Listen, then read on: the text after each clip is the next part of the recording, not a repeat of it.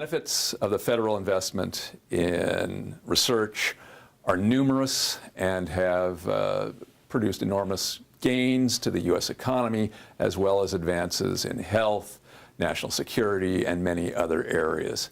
The U.S. economy, however, now faces growing competitive challenges, and other industrial and industrializing nations are increasing their investments in publicly funded research.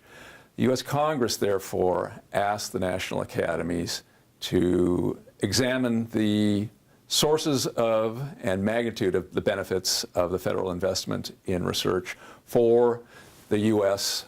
Population, and to consider ways to enhance the benefits to the U.S. population from that federal investment in research, in particular focusing on ways to accelerate the commercialization of research results and translate them into innovations for use in the broader economy and other spheres of everyday life. The committee concluded that current measures and metrics are inadequate to guide national decision-making about what research investments, what federal research investments will expand the benefits to science. In part, this answer is based on the conclusion that the measures used to assess any one aspect of the research enterprise in isolation without a broader understanding of the overall picture can prove very misleading. Also, the process through which research results are translated into commercialized technologies or innovations is itself very complex. And in particular, the research process, the scientific research process, is one in which advances arrive or are achieved unpredictably, with long lags. Those advances individually vary greatly in scientific and economic importance, and translating even those scientific advances into technological innovations requires substantial additional investment, both in the field of science itself that produced the invention and in complementary fields of science. Finally, and this is an important part of the larger puzzle, the economic benefits associated with these commercialized innovations really are achieved only through the widespread adoption of these innovations throughout the economy, which is itself an investment-driven process that also depends heavily on scientific, engineering, and technical knowledge and know-how. The U.S. research enterprise has historically been extremely successful, in part because it contains many of the features of the free enterprise system in this economy.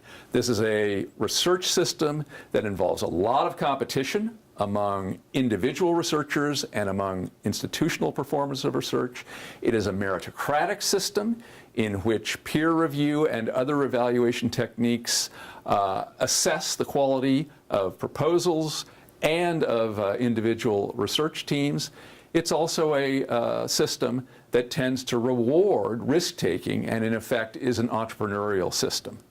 Existing metrics give us some sense of how well the system is performing, but they really don't allow us to predict or to measure the ultimate impacts of the federal investment in research, which span a broad front, including such recent advances as fracking of natural gas deposits that it drew in large part on Department of Energy-funded research, on advances in communications and Google-enabled internet technologies that in turn drew on research funded by the federal government, and obviously the vast scope of advances in health and biomedical knowledge made possible by genomic research.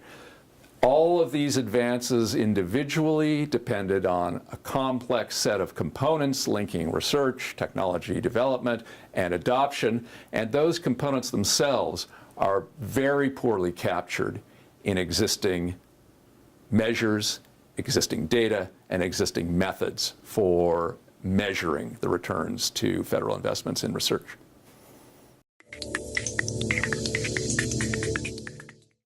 The committee concluded that the U.S. research enterprise is indeed capable of of producing enhanced benefits for U.S. society and for the global community.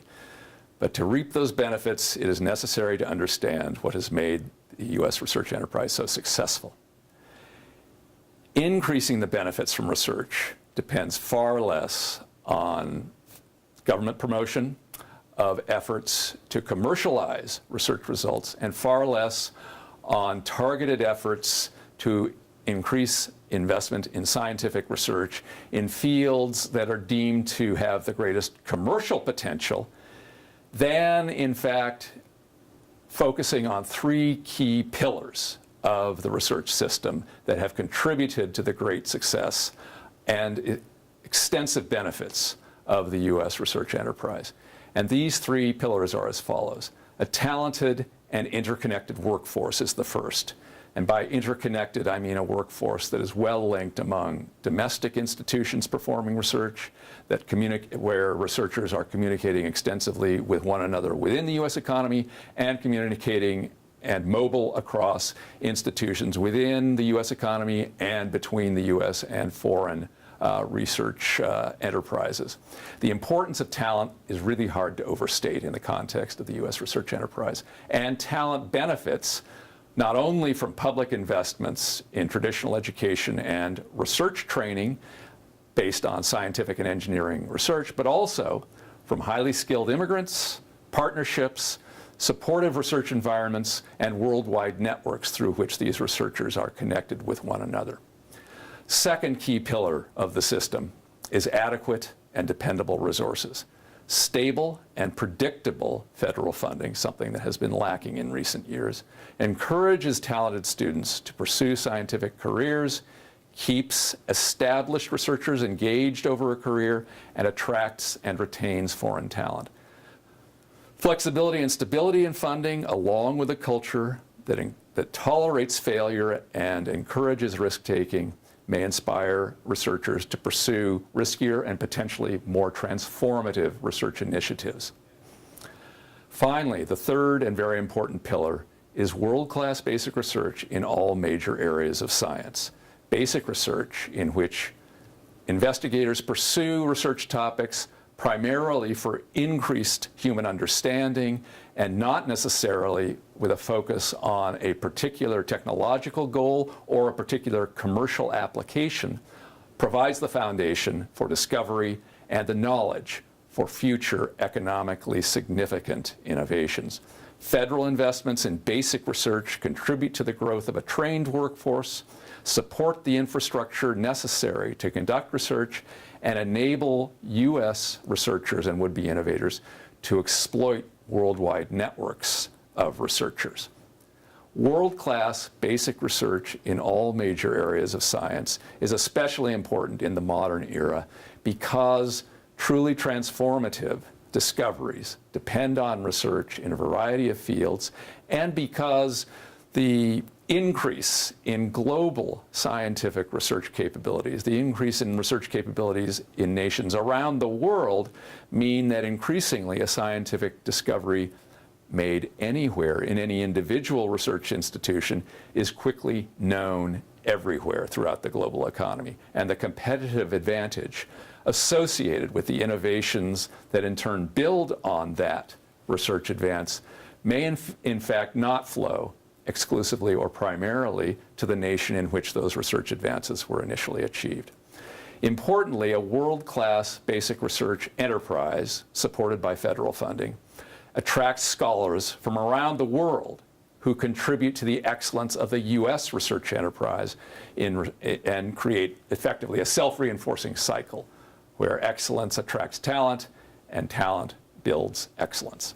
So if we cultivate talent, provide adequate and dependable resources, and invest in a diversity of basic research initiatives in a variety of fields, fresh discoveries will continue to power the U.S. economy and to enrich our lives in unpredictable and unimaginable ways.